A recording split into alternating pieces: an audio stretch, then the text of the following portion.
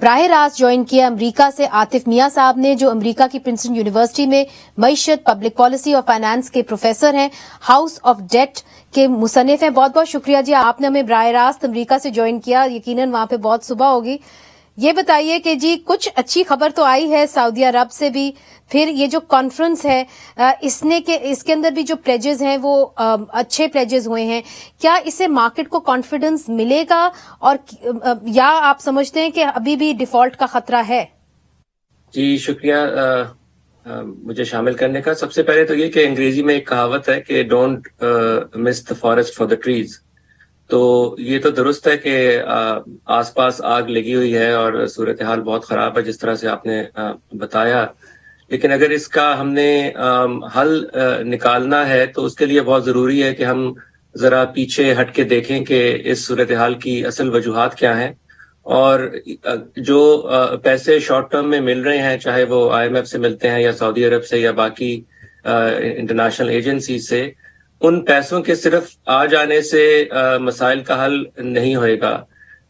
یہ پیسے آنے سے آپ کو تھوڑی سی سپیس تو مل سکتی ہے، لیکن جو سب سے ضروری سوال ہے وہ یہ ہے کہ اس سپیس کا آپ کس طرح سے فائدہ اٹھاتے ہیں، اور کیا آپ اس فائنینشیل سپیس کو یوز کرتے ہوئے ایسے ڈیسیژنز لیتے ہیں جس سے ملک جو ہے وہ ایک صحیح سمت چلے گا ایک لانگ ٹرم بیسس پہ. یہ تو آپ نے ایک لانگ ٹرم بات کہی، اور یقیناً اس کے لیے ہمیں اپنی جو سیاسی ایک سوچ ہے یا جو ایک سٹرکچر ہے اس کو بہتر کرنا ہوگا. مگر اب اگر فائر فائٹنگ کی طرف آئیں، کیا آپ سمجھتے ہیں کہ اگلے سال اکتوبر کے اندر الیکشنز ہوں گے، اس سے پہلے آپ سمجھتے ہیں کہ ڈیفالٹ کا خطرہ ہے، وہ جو موجودہ صورتحال ہے اس کے حوالے سے؟ دیکھیں یہ سوال ذرا تھوڑا سا غلط ہے اس طرح سے کہ یہ جو ہم بات کرتے ہیں نا کہ ڈیفالٹ کا خطرہ ہمیں اپنے لوگوں سے ذرا سچ بولنا چاہیے. ملک ڈیفالٹ ہو چکا ہے. آپ اگر دیکھیں ڈیفالٹ کا مطلب کیا ہے، ڈیفالٹ کا مطلب یہ ہے کہ جو آپ نے امپلیسٹ یا ایکسپلیسٹ ایک وعدے کیے ہوتے ہیں اپنے لوگوں سے، وہ آپ پورے نہیں کر سک رہے. وعدے ان دا فارم آف کہ جو آپ نے ڈالر پیمنٹس کے وعدے کیے ہوتے ہیں.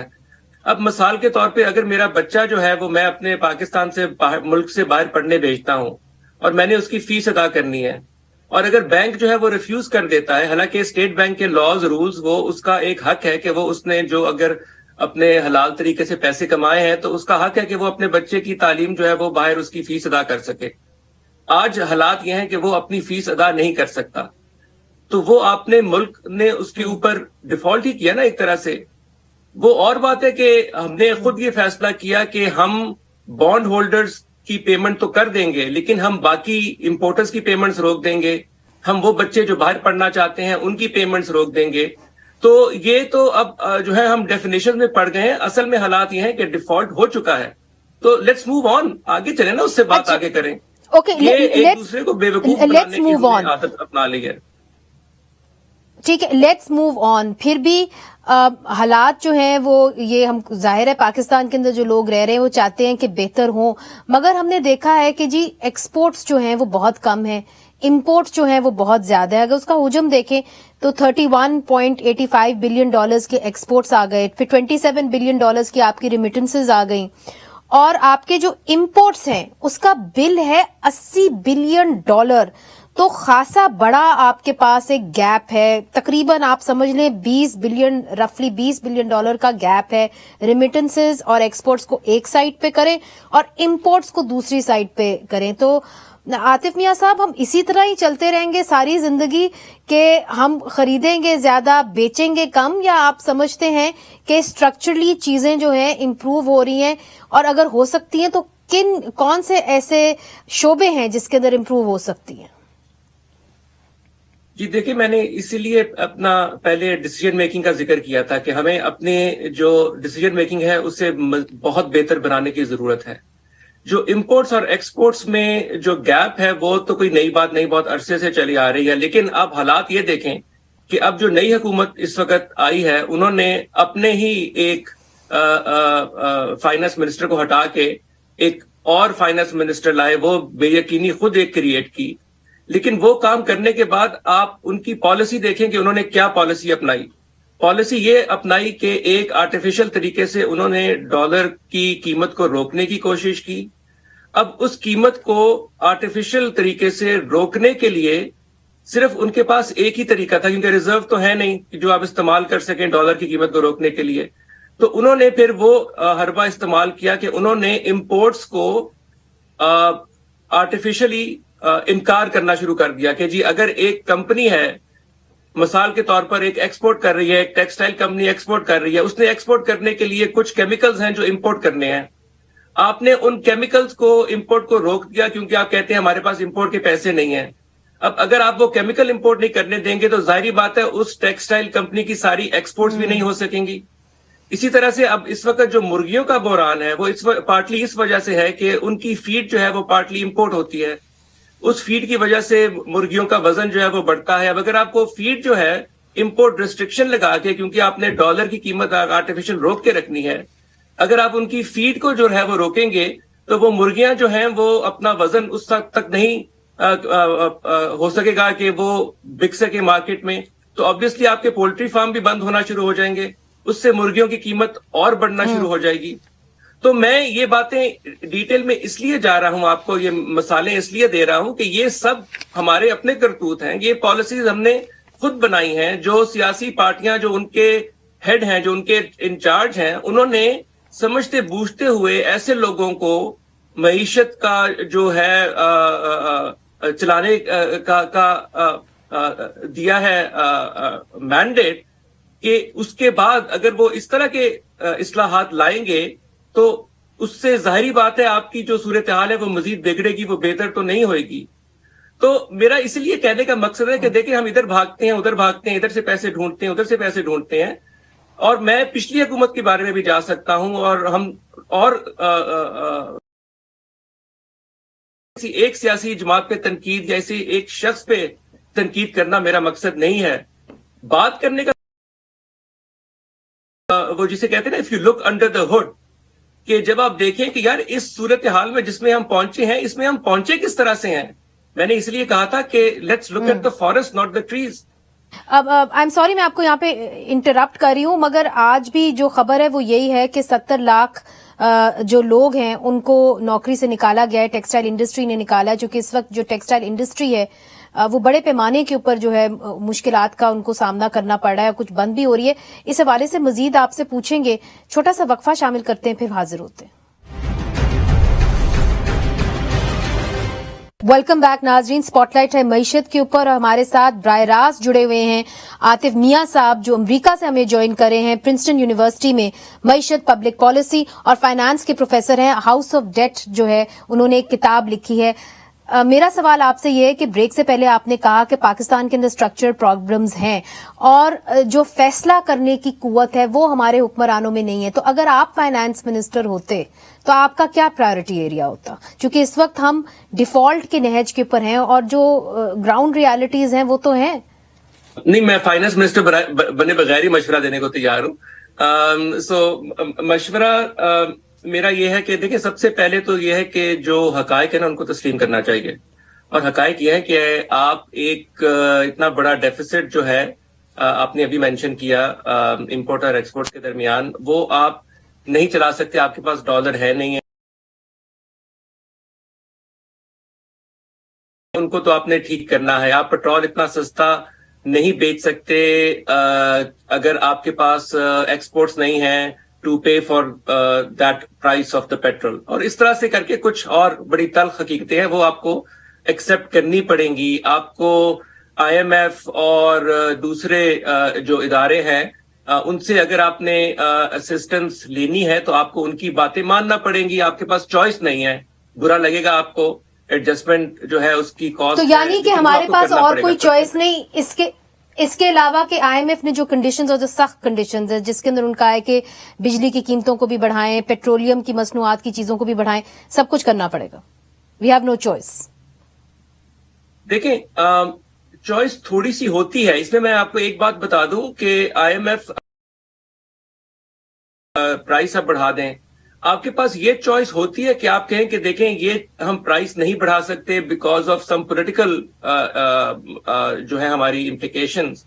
لیکن پھر آپ کو ان کو ایک اور جواب دینا پڑے گا کہ اچھا ہم اس طرح سے نہیں لیکن ہم ایک دوسرے طریقے سے ریونیو جو ہے وہ ریز کر لیتے ہیں. تو آپ کے پاس اس طرح کی چوائسز ہوتی ہیں. ہمارا ایک المیہ یہ ہے کہ جو ہماری حکومتیں ہیں وہ عوام سے سچی بات نہیں کرتی ہیں.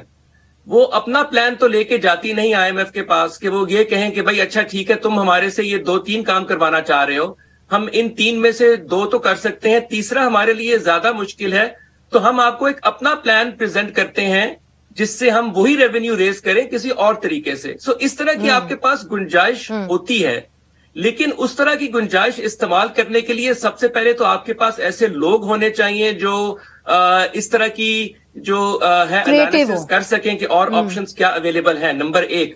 نمبر 2, آپ کی اپنی حکومت کے اندر یہ صلاحیت ہونی چاہیے کہ آپ جو وعدہ کر رہے ہیں اس کو کر کے بھی دکھائیں. مطلب آپ صرف یہ تو نہیں کہہ سکتے کہ ہاں بھائی ہم اتنے بلین روپے جو ہے ریز کر لیں گے ٹیکس ریونیو سے, اور اس کے بعد جو ہے وہ آپ کی مشینری جو ہے وہ حرکت میں ہی نہ آئے اور آپ کچھ کر ہی نہ سکیں, یا آپ وہی جو ایک جو امیر طبقہ ہے اس کی جو لابنگ ہے اس کے اندر آپ گھوم کے آپ ان کو پھر جو ہے وہ یہ جو پولیٹیکل ریسٹرکشنز ہیں ہماری, اب جو بھی کہہ لیں ایک حقیقت تو ہے, تو آپ جو پولیٹیکل ریسٹرکشنز ہیں ان کو دیکھتے ہوئے اور یہ دیکھتے ہوئے کہ ہم آج کہاں کھڑے ہوئے ہیں معاشی طور پہ, سب سے پہلے حکومت کی پرائیورٹی کیا ہونی چاہیے؟ دیکھیں, سب سے پہلے حکومت کی پرائرٹی ہونی چاہیے to change the economic fundamentals جسے ہم کہتے ہیں. مثال کے طور پر میں نے کئی دفعہ اس موضوع پہ پہلے بھی بات کی ہوئی ہے کہ اگر ہم نے ایک ایکسپورٹ اورینٹڈ اکانومی کی طرف جانا ہے تو ہمیں وہ سبسڈیز اور مراعات جو ہم نے ریئل اسٹیٹ سیکٹر کو دی ہوئی ہیں, جو ہم نے شوگر انڈسٹری کو دی ہوئی ہیں, جو ہم اور طریقے سے ایک ان پروڈکٹیو لیڈ کو سپورٹ کر رہے ہیں, اس سے ہمیں ہٹنا ہوگا. اب اس سے ہٹنے کے لیے وہ ایک بذات خود ایک سیاسی ڈیسیجن ہے, لیکن جب تک آپ اس طرح کے جو ہے کریجس سیاسی ڈیسیجن نہیں لیں گے تو یہ اکانومی تو پھر اسی طرح چلتی رہے گی جس طرح سے چل رہی ہے.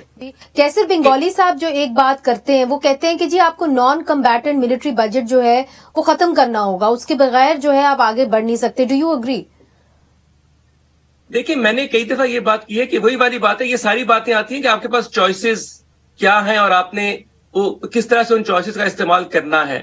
ڈیفنس ایکسپینڈیچر جو ہے, جو ملٹری ایکسپینڈیچر ہے, یقیناً اس کے اوپر نظر ثانی کرنے کی بہت ضرورت ہے, اور اس کو بھی آپ نے اس طرح سے ری ایویلیویٹ کرنا ہے کہ آپ اخراجات اس کے کم کریں لیکن آپ اپنی دفاعی صلاحیت جو ہے وہ کم نہ ہو, کیونکہ وہ بھی ضروری ہے. اب آپ نے دیکھا ہے کہ آپ کی سرحدوں پہ اس وقت طالبان جو ہے انہوں نے ایک یلغار کی ہوئی ہے, تو اب یہ تو نہیں آپ کہہ سکتے کہ آپ وہ جو ہے ریسورسز جو ہے اس فائٹ کے لیے آپ نہ رکھیں لیکن آپ باقی کام جو ہے وہ کرنے شروع کر دیں. تو پاکستان کے مسائل جو ہیں وہ اتنے گمبھیر ہیں کہ میں اس لیے ون سولوشن فٹ آل جو ہے نا کہ یہ کر دو تو باقی سب کام ٹھیک ہو جائیں گے, میں وہ اس طرح کہنے سے گھبراتا ہوں کہ یہ آپ کو ایک ہولسٹیکلی یہ ساری چیز کو دیکھنا پڑے گا کہ یہ ہم نے جو ماضی میں جس طرح کے ہم فیصلے کرتے رہے ہیں اس طرح کے فیصلے اب ہمارے پاس گنجائش نہیں کہ ہم وہ کرتے رہیں, اور اگر ہم اپنی ڈگر نہیں بدلیں گے اور اسی طرح کے فیصلے کرتے رہیں گے تو پھر جو پاکستان کا مستقبل ہے نا وہ اگر آپ ممالک دیکھیں جس طرح ہیٹی ہے یا جس طرح افغانستان ہے ہمارے پڑوس میں, تو مجھے تو یہ سمجھ نہیں آتی کہ ہمارے حکمرانوں کو ابھی تک اتنی عقل نہیں آئی کہ جس طرف ہم پچھلے 20-25 سال سے چل رہے ہیں اگلے 20-25 سال اگر ہم چلیں گے تو ہم وہیں کھڑے ہوں گے جہاں یہ ممالک آج کھڑے ہیں. That's a very scary thought. مگر ایک سوال میں آپ سے ضرور کروں گی, آخری سوال آپ سے, اور وہ یہی ہے کہ سری لنکا بار بار ڈیٹ ٹریپ کی بات کرتا ہے. ان کے کچھ اکانومسٹ کہتے ہیں کہ جی جو چائنا کو ہم نے دعوت دی اور وہاں پہ چائنا نے انویسٹمنٹ کی تو ہم ڈیٹ ٹریپ میں پھنس گئے. کیا آپ سمجھتے ہیں کہ پاکستان نے جو معاہدے کیے چائنا سے and 1/3 of our foreign debt بھی او ٹو چائنا, تو کیا ان کے جو لونز تھے وہ بہت سخت تھے؟ چونکہ کچھ اکانومسٹ جس طرح کے حفیظ